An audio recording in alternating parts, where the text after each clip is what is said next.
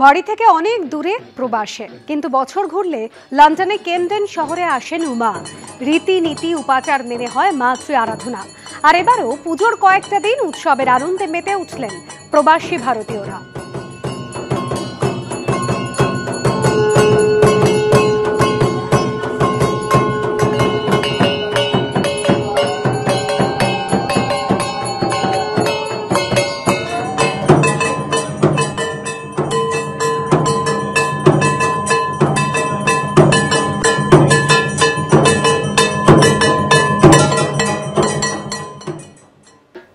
প্রাণীর উৎসব বৌদ্ধ গগনে, অষ্টমীতে প্যান্ডেলে প্যান্ডেলে পাগল করা উন্মাদনা।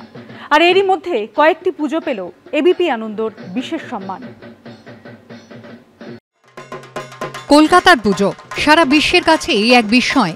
সামান্য খড়, মাটি, বাঁশ, কাঠ আর তা দিয়েই অসাধ্য সাধন করে দেখান বাংলার শিল্পীরা। কোথাও বিষয় ভাবনায় অভিনবত্ব, কোথাও আবার সাবেকিয়ানাই শেষ কথা। অষ্টমীতে এমন কয়েকটি পুজো পেল এবিপি আনন্দর বিশেষ সম্মান।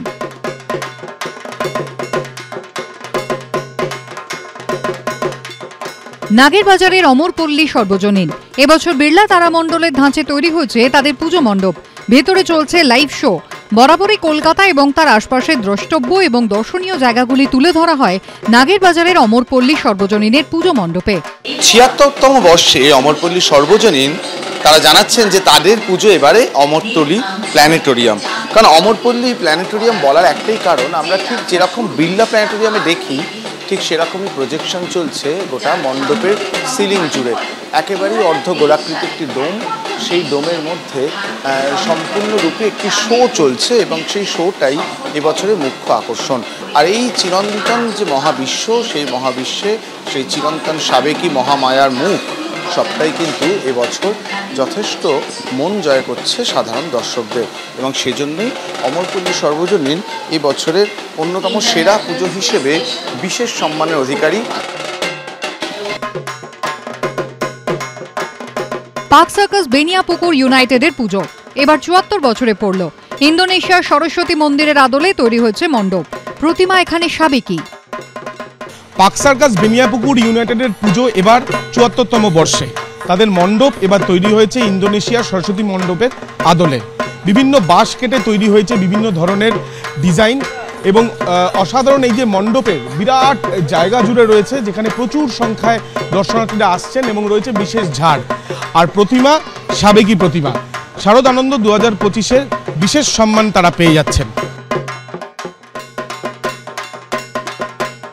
এন্টালি মাতৃভূমি দুর্গাপুজোর সমিতি এবছর পা দিল ৭৭-এ। তাদের থিম সৃষ্টির আদিকল্পে। শিল্পী নয়ন মেটা, প্রতিমা শিল্পী সনাতন পাল। সৃষ্টির আদিতে রয়েছেন ব্রহ্মা, বিষ্ণু ও মহেশ্বর। সেখান থেকেই দশমহাবিদ্যা মহামায়ার উত্থান। নানা ধরনের সুতোর কাজ ব্যবহার করা হয়েছে মণ্ডপ সজ্জায়। এন্টালি মাতৃভূমি দুর্গাপূজা সমিতি এই পুজো এবছর ৭৭-এ পা দিল। পুজোর থিম সৃষ্টির আদিকল্পে। সুতো দিয়ে ফুটিয়ে তোলা হয়েছে বিভিন্ন দেবদেবীদের রূপ। আর এই সমস্ত কারণেই তারা পেয়ে যাচ্ছেন এবিপি আনন্দের শারদ আনন্দ সম্মান ২০২৫-এর বিশেষ সম্মান। পার্ক সার্কাস সর্বজনীন উদ্দীপনী ৮৫তম বর্ষে তাদের চমক সোনার কেল্লা। প্রতিমা এখানে সাবেকি। পার্ক সার্কাস সর্বজনীন উদ্দীপনীর এবার ৮৫তম বর্ষ। তাদের এবারের মণ্ডপ তৈরি হয়েছে লালকেল্লার আদলে। ভেতরেও কিন্তু ঠিক যেমনটা আমরা দেখি কেল্লাতে, ঠিক সেরকমই তৈরি করা হয়েছে এখানকার মণ্ডপ। প্রতিমা সাবেকি। শারদ আনন্দ ২০২৫-এর বিশেষ সম্মান পেয়ে যাচ্ছেন তারা। ভাবনাকে বাস্তবে এমন অপরূপভাবে ফুটিয়ে তোলা সে কি চারটিখানি কথা। সেই কৃতিত্বে স্বীকৃতি দিতে এবিপি আনন্দর বিশেষ জুরি সম্মান। আবির দত্ত, অর্ণ মুখোপাধ্যায়, অরিত্রিক ভট্টাচার্যের রিপোর্ট, এবিপি আনন্দ। কারো বয়স ১৫০, কোনো পুজো ১৯০ বছরের পুরনো। আগে সেই জাঁকজমক আর নেই, কিন্তু রয়ে গিয়েছে ঐতিহ্য আর পুরনো রীতিনীতি। আর সেই পরম্পরা মেনে আজও পুজো হয়ে আসছে বনেদি বাড়িগুলোয়।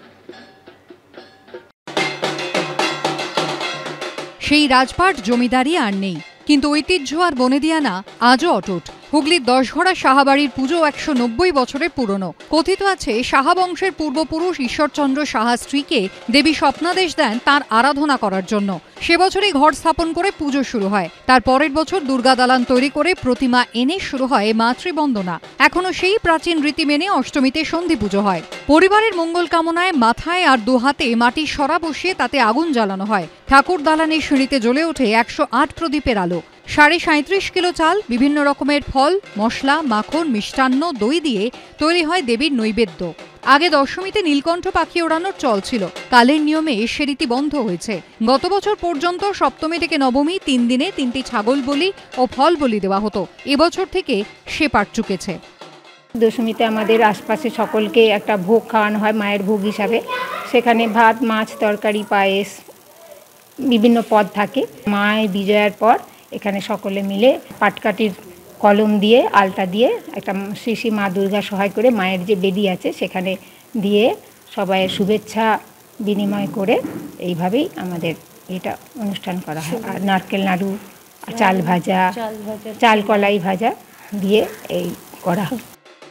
উত্তর কলকাতার আমর স্ট্রিটের বসুবাড়ির পুজো 154 বছরের পুরনো। Kolkata school of tropical medicine এবং আরজিকর মেডিকেল কলেজের প্রতিষ্ঠাতা সদস্য কৈলাস চন্দ্র বসু এই পুজো শুরু করেছিলেন। বিধান রায়, আশুতোষ মুখোপাধ্যায় থেকে কাজী নজরুল ইসলাম। সেকালে বসুবাড়ির পুজোয় বিখ্যাত মানুষদের আনাগোনা লেগেই থাকত। আগে সন্ধি পুজোর সময় 3 রাউন্ড গুলি ছোড়া হতো। 30 বছর আগে এই রীতি বন্ধ হয়ে গেছে। জাঁকজমক কমলেও ঐতিহ্য নিষ্ঠায় ভাটা পড়েনি। ডক্টর স্যার কৈলাসচন্দ্র বসুর সময় পুজোটা অনেক জাঁকজমকপূর্ণ ছিল। অনেক রতি মহারতি আসতেন। সময়ের গতিতে ধীরে ধীরে হয়তো পুজোটা আড়ম্বর থেকে কমে গেছে, কিন্তু নিষ্ঠার কোনো অভাব নেই এবং আমরা ভাগ্যবান যে এত বছর মায়ের আশীর্বাদে আমরা পুজোটা সকলে মিলে করতে পারছি আর কি। রানী রাসমণি ভবনের পুজোয় আবার অষ্টমী থেকে দশমী 3 দিন হয় কুমারী পুজো। রানী রাসমণির জামাই মথুর মোহন বিশ্বাসের বাড়িতে এই পুজো শুরু হয় 140 বছর আগে। আমাদের এখানে শক্তিমতে পুজো হয়। আমাদের এখানে 3 দিনই কুমারী পুজো হয় এবং আমাদের ভোগে আমাদের অন্নভোগ হয় না, আমাদের ওই নানা রকমের মিষ্টান্ন বাড়িতেই তৈরি করা হয়, সেগুলোই ভোগ হিসেবে দেওয়া হয়। আমাদের বলি আছে, বলিদান প্রথা আছে আমাদের, সেই প্রথাটা আমরা এখনো মানি এখানে। নরেন্দ্রপুরের মণ্ডল বাড়ির পুজো এবার 18 বছরে পড়ল। পরিবারের সদস্যরা বলেন দেবী স্বপ্নাদেশ পেয়েই মাতৃবন্দনা শুরু করেছেন তারা। নিয়ম নিষ্ঠায় কোথাও কোনো খামতি নেই। সোমনাথ মিত্র, সন্দীপ সরকার ও সত্যজিৎ বৈদ্য রিপোর্ট, এবিপি আনন্দ। গায়ক জুবিন গর্গের মৃত্যুর ঘটনায় গ্রেফতার 2। সিঙ্গাপুরে গ্রেফতার শ্যামকানু মহন্ত ও সিদ্ধার্থ শর্মা। ধৃতদের গুয়াহাটিতে নিয়ে আসা হয়েছে। শ্যামকানু সিঙ্গাপুরে আয়োজিত নর্থ ইস্ট ইন্ডিয়া ফেস্টিভ্যালের মূল উদ্যোক্তা। এই অনুষ্ঠানে অংশ নিতে গিয়েছিলেন জুবিন। সিদ্ধার্থ শর্মা জুবিন গর্গের ম্যানেজার।